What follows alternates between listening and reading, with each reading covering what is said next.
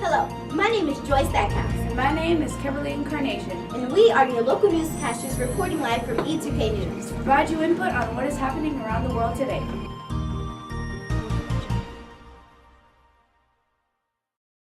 Climate change causes glaciers and icebergs to melt, therefore causing rising sea levels. And rising sea levels causes flooding and bigger storms, like Sandy. How can we prevent that from happening again? Well, we'll let the experts explain that. So sea level rise is definitely impacting the state of New Jersey. We're a coastal state, and I can say as the mayor of Hoboken that it's definitely impacting Hoboken, and it's a major concern. We have a plan that's comprehensive to comprehensively protect from the sea level rise that's happening. And on the shore, you can see that there's a lot of people raising their homes up on pilings to try and protect from the storm surge and the sea level rise. I think we need to all be aware of it at all times right now.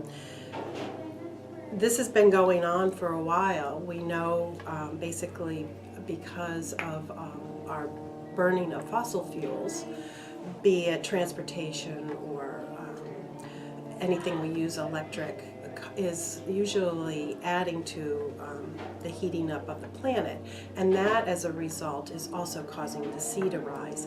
And where we live, it's going to cause a lot of problems. There are different speculations for sea level rising right now and for the future. And if you just check the Environmental Protection Agency or NASA's website, they speculate that about 70 centimeter change due to the glacier melting, ice caps melting. But in any case, in the future, in next 100 years, we will definitely see some effects of it, like we saw in Sandy. So that was like an extreme case. Wow. So this is a map of what happened during Sandy. So the water came in the south part of Hoboken where the train terminal is, and then in the north part of Hoboken there's a big cove. It came in from each side and filled in and went to the back of Hoboken that's below sea level and literally filled up 80% of our city like a bathtub. So that's what happened during Sandy. So this yellow area is actually the area that's at higher level and did not flood. So if you look at this map, it kind of shows the red line shows where we want to try to resist from the water coming in. So really fortify our waterfront. And there's different ways that we'll do that along the waterfront. Like one idea is to have, for example, a flood berm or a flood wall, but have actually a boathouse built into that underneath. So you want to sort of keep the access to the waterfront because that's part of what makes Hoboken really special, but you also want to do it in a way that protects from the water coming in. Then through the center part of the city, we, just so you know, we have a combined sewer system. That means our sanitation and our sewage and our stormwater all go into the same system. So what happens when we have heavy rain events, the stormwater overwhelms the system, and so it combines with the sewage and it all kind of backs up and floods. Well, there are a lot of construction infrastructure type projects that would help protect this area because parts of Jersey City are fairly low level, and one of the big problems is the storm drains that connect into the river. Water can flow backwards into them during high level water level storm surges and such. Well, Hackensack Riverkeeper is an advocacy organization. We advocate for clean water. Over the years, that has led us up and down many a road through the State House, through the courts, and through the regulatory agencies. For instance, in 2004, we got the New Jersey Meadowlands Commission to adopt a master plan which protected 8,400 acres of wetlands and open water. A little while later, we were involved in a case against a railroad, which resulted in a federal law being passed called the Clean Railroad Act.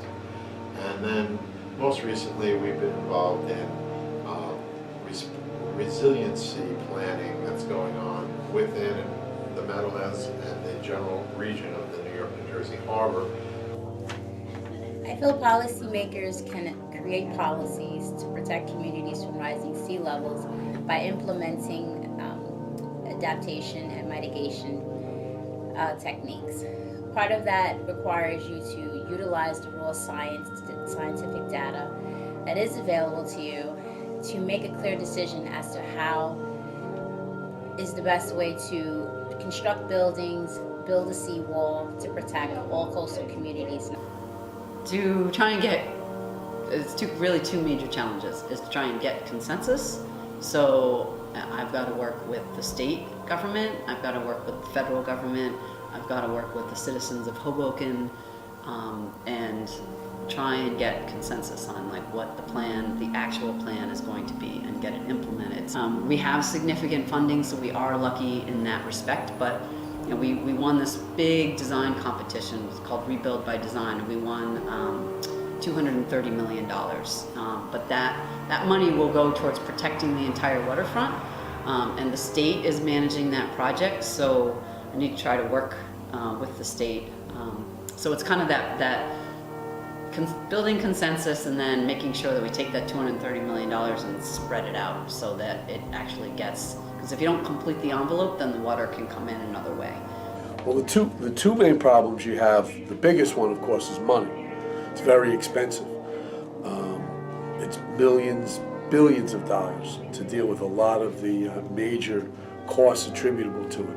A lot of the developers along the Hudson River waterfront now are looking at buildings that they had designed and realizing how do they now do and make the additional costs that's related to the being inside the floodplain or the flood zone.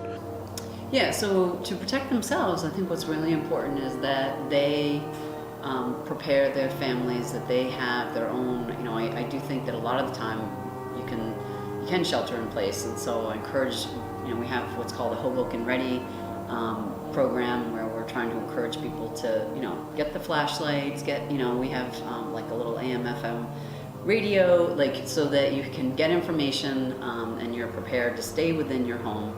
But, you know, also what they can do is, you know, communications is really important. So, you know, try to tell people to move their cars. Like, people just need to be alert and kind of follow the weather and listen as well, and you know, follow through on things that we try to ask them to do. We all now see the importance of stopping sea level rising and storms like Sandy. And not only do the officials have to do something to stop this, but you do too. We can make the world a better place by changing the world together. We're just waiting on the world to change.